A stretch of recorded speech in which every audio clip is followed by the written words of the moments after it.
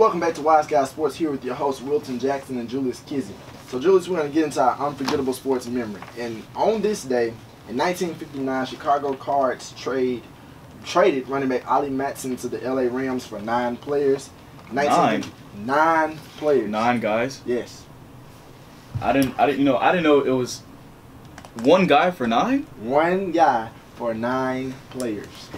That is insane. That's like saying, I'm going to trade LeBron for your whole basketball team. I do it. If I was 76ers, I'd do it. Right. In 1959, Boston Celtics Bob Cousy sets NBA record with 28 assists. The Boston Celtics score 173 points against the Minneapolis Bob Lakers. Cousy was a bad dude. If you ever look at Bob Cousy's film, he's a great facilitator. Yes. He reminds me kind of a Steve Nash-ish kind of guy. You know, Steve Nash is really... maybe a little bit more Jason Kidd, maybe. A flashy passer who really initiated the offense every time he came past the half court. Right. It's really good to see Bob Cousy in that highlight. In 1960, U.S. Olympic ice hockey team beat the Soviet Union 3-2 en route to getting the gold medal.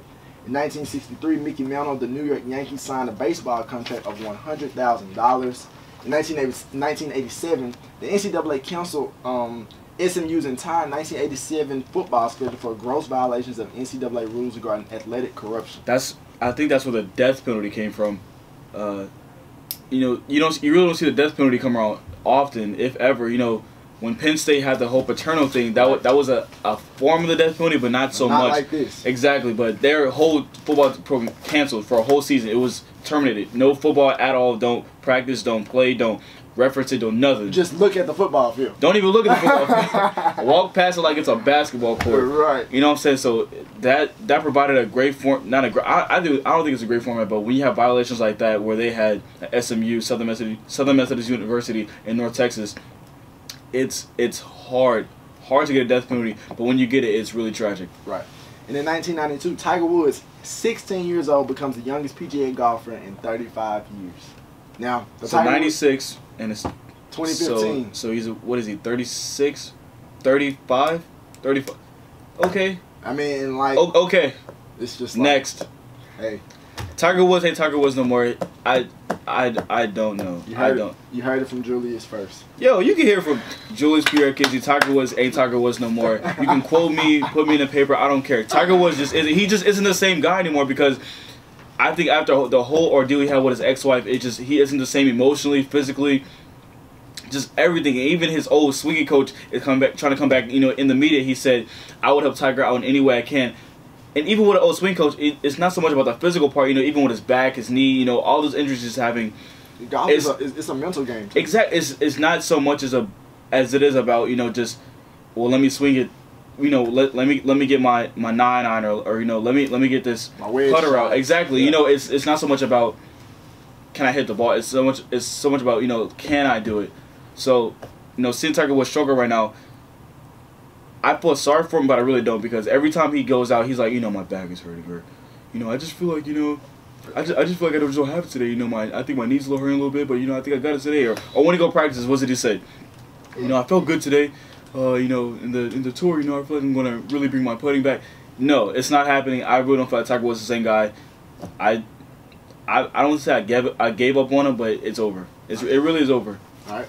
Moving on to our weekly predictions. You got the Southern Miss women's basketball team staying on the road, 2-game road trip against UTEP. How do you like? Who do you got in that game? Southern Miss and UTEP. I already know. I got Southern Miss. Give me UTEP. Why must you do this? No, it's not that you go for Southern Miss. But no, this is going to be a critical game. Although, you know, Southern Miss is third in the conference. UTEP is like, I want to say 56 or 7, somewhere around that range.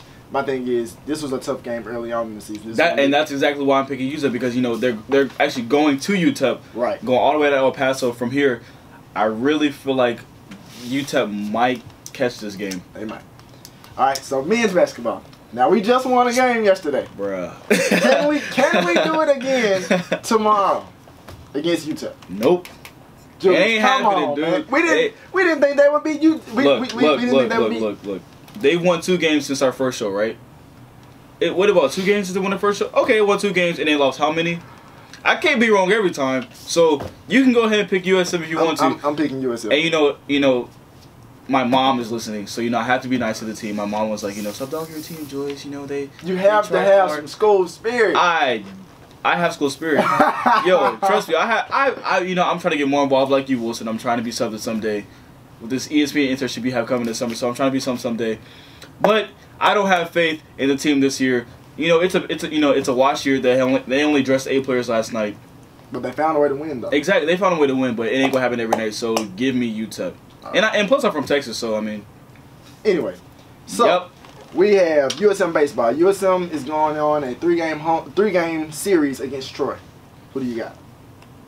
Baseball team just came out of that losing. I don't know what went on in Florida. I don't know what went on in Florida. They lost 3 straight one-run losses. They had. I don't know what was going on, but they lost 2 in the entire game. That was the first time a game in like the last 30 years against Nickel State. I don't know. I predict them to win 2 of the 3 games against Troy.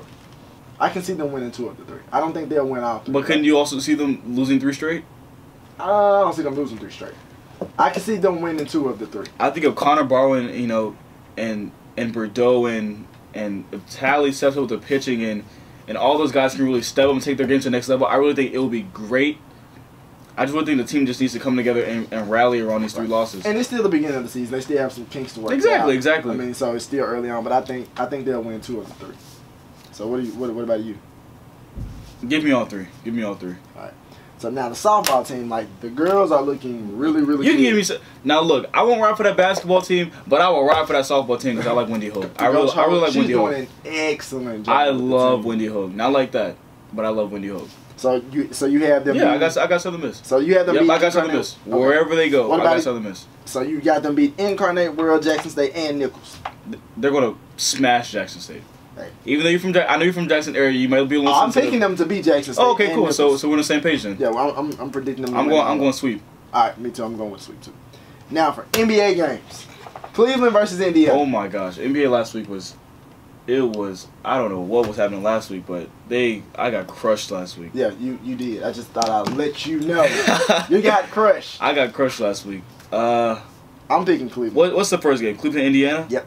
Give me Cleveland. They're on a tear right now. They just beat the best team in the league. I think they got it this week. Now here's another good game tonight. Golden State versus Toronto. Now keep in mind now Golden State is coming off a loss. Didn't Toronto beat Houston the other night? They did. Oh. And Golden State is coming off a loss against Cleveland. Cleveland's a good team. I don't think Toronto's on the level of Cleveland is, even though there might be a higher seed.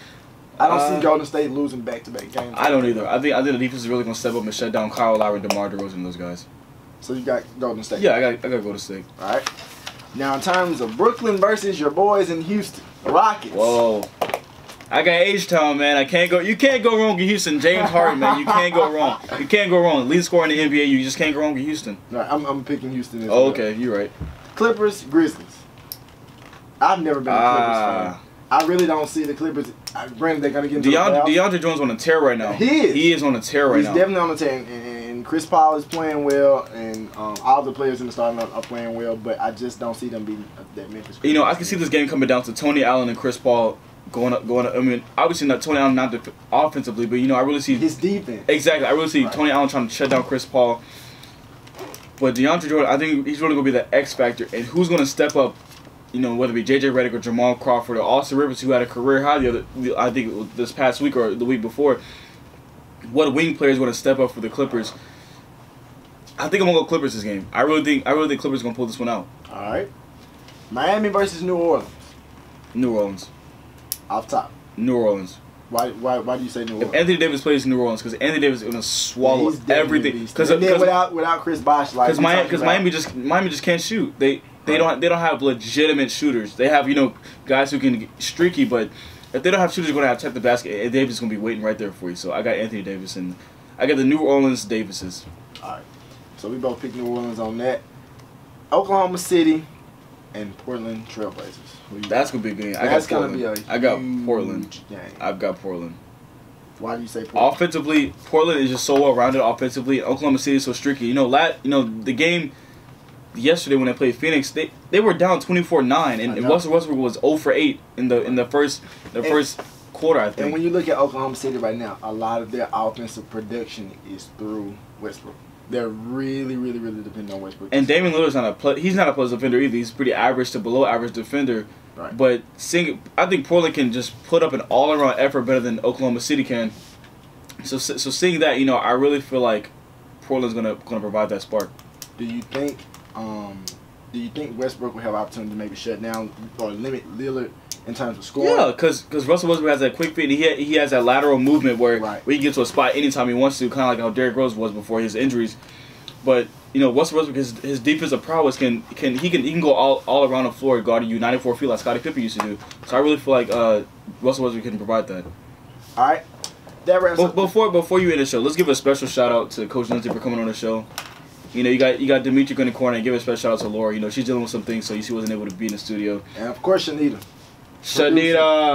Behind the boards. Yes, and Trent. Yeah, Trent. Give a shout out to Trent. Trent. Hey, Trent. I see you, Trent. What's up? Well, I just want to say thank you to everybody that come on the show and helps us out every week. So I appreciate it. Without them, we wouldn't be able to do what we do. You wouldn't hear Julius and Wilton. You might hear us on the mics, but I appreciate everybody else behind the scenes. Because they're important. All right, listeners, that wraps up the show. Don't forget to follow us on Twitter at WiseGuySports_. Make sure to check us out on Facebook at The Wise Guy Sports Show for the latest sports news. Give us a like. We would really appreciate it. We really would appreciate it. Follow us on Twitter at Wilton Reports and Julius_Kids. And until next time, this is Wise Guy Sports.